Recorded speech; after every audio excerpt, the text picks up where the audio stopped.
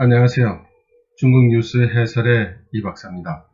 오늘은 지난번 동영상을 올렸을 때 몇몇 분들이 요청을 하셨던 일본의 한국 반도체 기업에 대한 재료 수출 제한, 그 조치와 후속 조치 등 이 문제에 대해서 좀 여러분들께 보고 드리고 또 공유를 하고자 합니다. 먼저 좀 양해의 말씀을 좀 구하고 싶은 것은 오늘 제가 말씀드릴 내용은 충분한 근거와 백데이터가 있는 것이 아니라 그저 한두 마디 여러 매체에서 나왔던 단어들 속에서 제 나름대로 추론과 추론을 거듭해서 생각한 것이기 때문에 그 타당성이나 그 구체성은 사실 그렇게 충분하지 않다고 하겠습니다. 그래서 저도 확신을 가지고 말씀을 드리는 내용은 아니고요. 여러분들께서도 여러 가지로 다양한 시각으로 해석할 수 있는 사안 중에 그 많은 시각들 중에 하나 정도로 생각해 주시면 감사하겠습니다. 제가 이번에 일본의 한국 수출 제한 조치를 보면서 느끼는 점은 이것이 얼핏 보기에는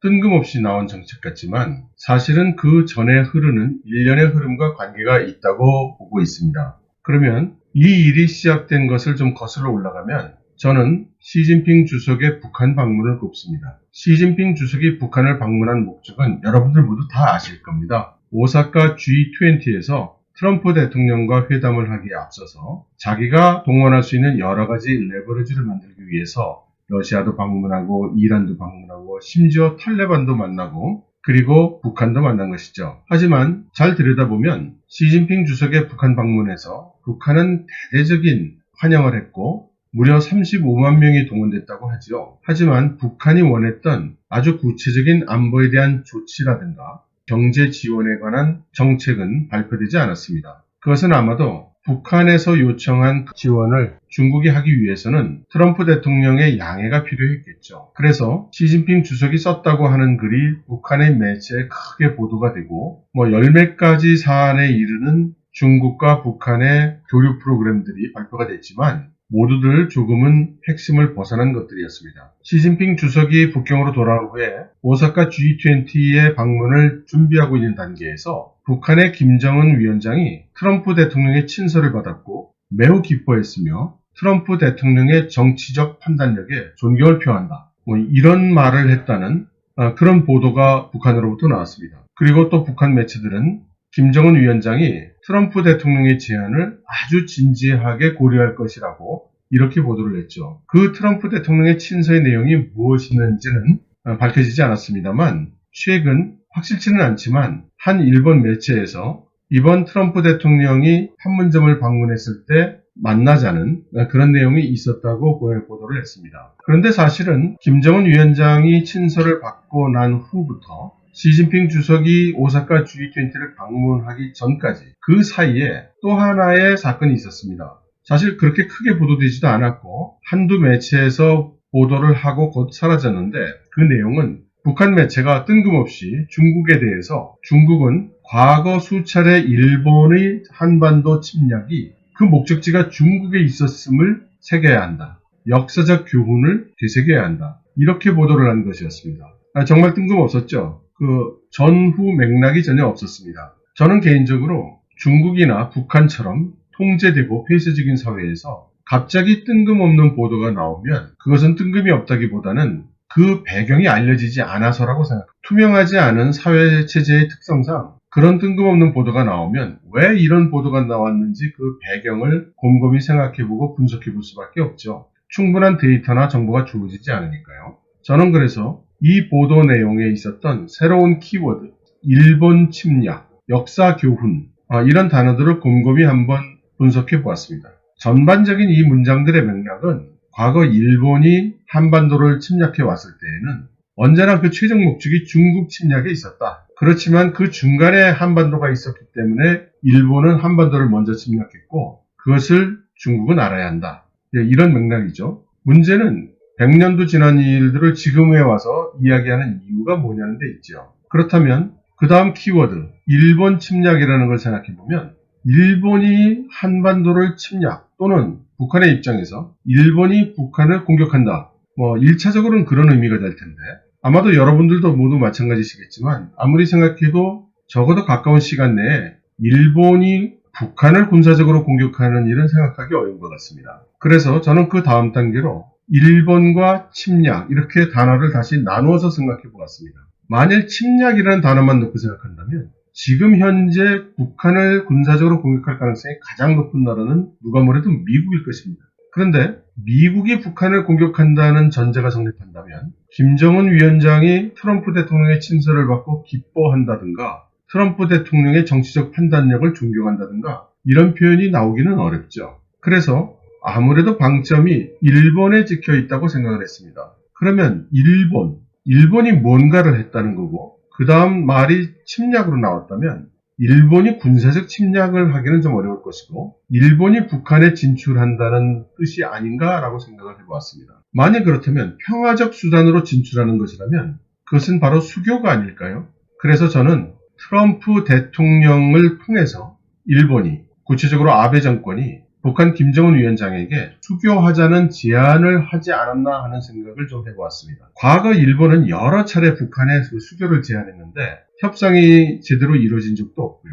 그러나 지금처럼 미국의 압력에 의해서 북한이 코너에 몰려있는 지금 미국 대통령의 손으로 일본과의 수교 제안이 들어간다면 충분한 비중을 가질 수 있지 않는가라고 아베 정권은 생각했을 것 같습니다. 그러면 제가 생각하기에는 트럼프 대통령 같은 사람은 그것을 공짜로 해줬을 리도 없고 아마도 김정은 위원장에게 지금 완전한 그 비핵화를 하기가 어렵다면 지난번 싱가포르 회담에 있었던 영변시설을 완전히 폐기하고 그러면 미국은 너희가 일본과 수교하는 것을 양해해 주겠다. 그러면 너희는 일본으로부터 과거 식민지 지배에 대한 배상금도 받고 앞으로 일본 기업이 진출하면서 많은 경제적 효과도 얻고 그렇게 될 것이다. 이렇게 본인의 호주머니에서는 1원도 안 나오면서 가전생색은 내고 본인들이 원하는 효과는 얻고 부담은 일본이 가져가고 이런 상황을 생각하지 않았을까라고 상상의 날개를 좀 펼쳐보았습니다. 사실 일본은 북한과의 수교가 상당히 국가전략적으로 중요할 것 같습니다. 여기 관련해서 트럼프 대통령이 판문점에서 김정은 위원장을 만난 다음에 문재인 대통령과 함께 공동 기자회견을 가졌었는데 여기서 문재인 대통령이 이런 말씀을 합니다. 신남방 정책과 이것은 한국의 정책이죠. 인도태평양 정책 사이에서 이것은 미국의 정책이죠. 조화로운 추진을 함께 하겠다라고 이렇게 발표를 했어요. 여기에 대해서 어제 홍콩의 사우스차이나 모닝포스트가 한국이 미국과 협력해서 남중국해에서 군사행동을 할 가능성을 배제할 수 없다. 이렇게 또 보도를 했습니다. 바로 이런 시각이 중국에서 보는 시각이라고 할 수 있습니다. 사우스차이나 모닝포스트는 한국의 입장이 북한과는 화해 및 평화 통일을 추구하려니 중국의 협조를 필요로 하고 미국의 인도태평양 전략에는 동맹으로서 또 따라야 하는 그러나 이 둘 사이는 모순이 일어나고 충돌이 일어나는 이것이 바로 한국의 딜레마이다. 이렇게 또 보도를 했습니다. 사우스차이나 모닝포스트는 또 참고로 한국의 군사력을 소개했는데요. 2019년 글로벌 파이어 파워 인덱스에 따르면 한국의 군사력은 세계 7위입니다. 부동의 1위인 미국, 부동의 2위인 러시아, 부동의 3위인 중국, 부동의 4위인 인도, 그리고 나서 5위가 프랑스가 됐고요. 6위로 등장한 것이 일본입니다. 그리고 한국이 7위에 랭크된 거죠. 지난 1년간 일본과 한국이 많은 군사력을 강화했기 때문입니다. 저는 우리 한국 분들이 한국이 얼마나 군사 강국인지를 잘 인식하지 못하고 있다고 생각합니다. 그렇지만 이렇게 증거가 나오지 않습니까? 한국은 세계 7위의 군사 강국입니다. 그리고 한국이 미국과 함께 군사적인 동맹을 이루어서 중국이라든가 러시아라든가 이런 가상적국에 대항하는 이런 가능성에 대한 생각들은 사실 외국에는 많이 퍼져 있다고 봅니다. 미국 랜드 코퍼레이션의 브루스 베넷 선임 연구원 같은 사람은 한미 방위 조약은 상호 방위 조약이다. 그러니까 한국의 방위를 미국이 돕는 일방향이 아니다. 미국의 방위를 한국도 도와야 된다. 쌍방관계니까 이렇게 이야기를 합니다. 또 중국에 대해서 거론하면서 중국이 남중국해에 미사일 기지 구축을 잔뜩 하고 군사력을 확장하고 있는데 중국의 의도는 중국이 이런 식으로 군사력을 외연을 시켜나갈 때 인근 국가들이 어떻게 반응하는지를 테스트하고 있다고 이야기를 합니다. 그래서 그는 한국이 중국에 대해서 확실하게 저항하지 않으면 향후 중국은 한국에게 남중국해 지배권에 대한 합당한 대가를 요구할 것이다. 이렇게 이야기했습니다. 이런 맥락에서 브루스 베넷은 한국이 보다 적극적으로 미국 편에 서기를 원하는 것 같습니다. 사실 미국 전체가 그렇게 보겠죠. 당연한 일일지 모르겠지만 모든 사람은 자기를 중심으로 생각하고 모든 국가도 자기를 중심으로 생각합니다. 여기서 저 개인적인 경험을 하나 좀 공유를 드리면요. 아마 한 12년 정도 이전의 일이었던 것 같은데 저는 당시 그 중국 공안부의 고위직의 가족과 연이 닿아가지고 공안부의 사업 기회를 만들려고 뻔질나게 드나들면서 영업을 했습니다. 한 2년 정도 공을 들였는데요. 결국 프로 돌아가고 말았습니다. 하지만 그 과정에서 나름대로 공안부의 일부 고위직들, 인민해방군의 장교들, 그리고 국가안전부의 간부들 이런 사람들을 알 수가 있었는데요. 이분들도 처음에는 곁을 잘 두지 않았지만 한 1년여 정도 왕래가 이제 가니까 점차 마음을 열게 돼서 어느 날 회의가 끝나고 나서 저한테 이렇게 물어보더라고요. 중국이 걱정하는 가장 중국을 공격할 가능성이 높은 나라 어딘지 아느냐? 그래서 저는 잘 모르겠더라고요. 당시 상황으로는 미국? 뭐 이렇게 이야기를 했더니 아니랍니다. 미국과 중국이 대척점에 있는 것은 사실이지만 서로 강대국이고 큰 나라이기 때문에 쉽게 전쟁은 일어나지 않는다고 본다는 것입니다. 중국이 가장 걱정하는 국가는 한국이라고 합니다. 그래서 저는 깜짝 놀랐죠. 어떻게 한국이 중국을 공격한다는 생각을 하느냐 그랬더니 그분들이 하는 얘기는 이렇습니다. 중국에 여행하는 모든 한국인들이 어른부터 어린이까지 심지어 유치원생까지 만주는 한국 땅이라고 그러고 언젠가는 수복해야 될 고구려의 영토다 이렇게 얘기를 한답니다. 한두 사람이라면 모르겠는데 오는 사람마다 수년에 걸쳐서 이렇게 얘기를 하니 한국이 기회만 주어지면 만주를 공격하겠구나 이런 생각이 든다는 것입니다. 그리고 한국은 말로는 북한에 대해서 방위를 하기 위해서 군사력을 보유한다고 이야기를 하는데 자기들이 보기에는 말도 안 되게 큰 군사력을 가지고 있다. 일단 북한의 군사력은 형편없다고 얘기를 합니다. 실제로 자기들은 그 북한에 많이 가봤는데 이런 병기고나 탄약 창고 같은 데 가보면 6.25 때 쓰던 탄약들이 반이 넘는다고 합니다. 실제로 전쟁 나면 쏘지도 못할 폭탄과 쏘지도 못할 총알들이 잔뜩이래요. 하여튼 뭐 그게 사실인지 아닌지는 뭐 중요하지 않은 것 같고 중요한 건 한국이 너무나 큰 군사력을 가지고 있다고 그 사람들이 생각하는 것입니다. 그 사람들은 한국의 군사력, 병력 수를 50만, 60만 이렇게 생각하지 않고 400만으로 생각합니다. 예비군을 다 넣는 거죠. 그래서 제가 아니 예비군은 군인이 아니다. 현역이 아니지 않느냐 이렇게 얘기를 했더니 한국의 예비군의 군사 능력은 다른 일반 국가의 현역 수준에 같거나 동등하거나 그 이상이라고 합니다. 당시에 인민해방군의 병력은 한 200만 정도였으니까 한국이 400만을 가지고 있는 군사력이 중국으로선 두려웠던 거죠. 본인들이 생각할 때는 한국은 북한을 공격해서 통일을 몇 번은 하고도 남을 군사력을 지금 보유하고 있다고 이야기를 하더군요.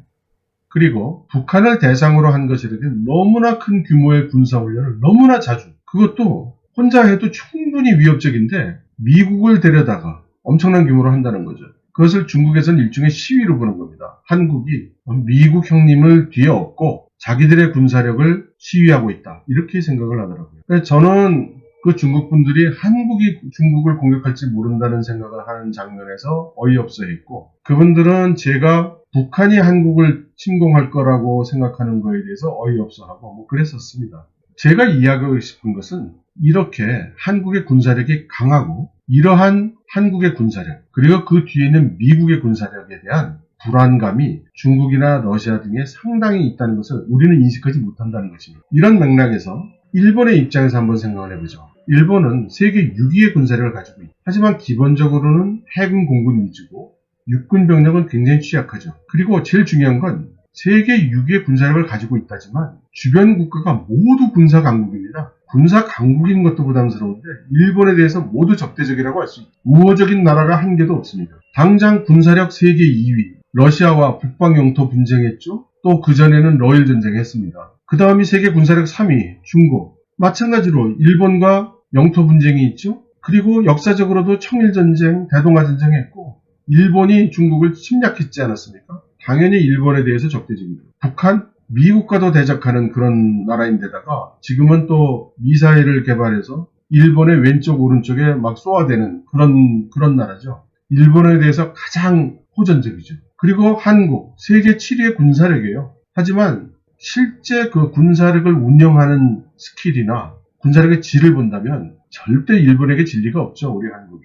그리고 마찬가지로 영토 분쟁이 있습니다. 결국은 일본 입장에서 보면 어느 정도의 군사력 규모를 충분히 갖추었지만 주위에 있는 국가들이 모두 군사 강국이다 보니까 일본은 불안하지 않을 수 없는 겁니다. 더군다나 예전에 한 번쯤은 모두 일본이 침략해서 적대적이고, 그래서 일본은 국가 안보라는 차원에서 보면 상당히 취약한 상황에 있다고 생각합니다.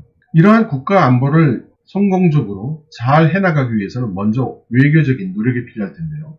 러시아, 중국, 한국과는 모두 정상적인 외교 관계를 맺고 있고 경제적으로도 잘 협력하고 있습니다. 상호 호혜적인 무역도 이루어지고 있으니까 민간의 교류도 활발하죠. 그러다 보니까 이들 국가들과 가까운 시일 내에 군사적 충돌이 발생할 거라고는 생각하기 어렵습니다. 문제는 북한이죠. 일본 입장에서는 북한과 정상적인 외교 관계를 맺고 교역과 투자를 하게 되면 일본을 둘러싼 군사 강국들과 모두 평화로운 외교 관계를 맺고 평화 체제를 갖추게 되는 겁니다. 단지 국가 안보적 차원뿐만 아니라 북한과 수교가 되면 일본의 물자와 인적 자원, 이것들이 한반도를 통해서 대륙과 자유롭게 왕래를 할 수 있게 되는 일본이라는 국가의 등급을 한 레벨 퀀텀 점프를 할 수 있는 그런 계기가 될 수도 있습니다. 저는 그것이 일본이 끊임없이 미운 북한에 대해서도 평화 공세를 하고 협상을 하고 수교를 하자고 이야기하는 원인이라고 생각합니다.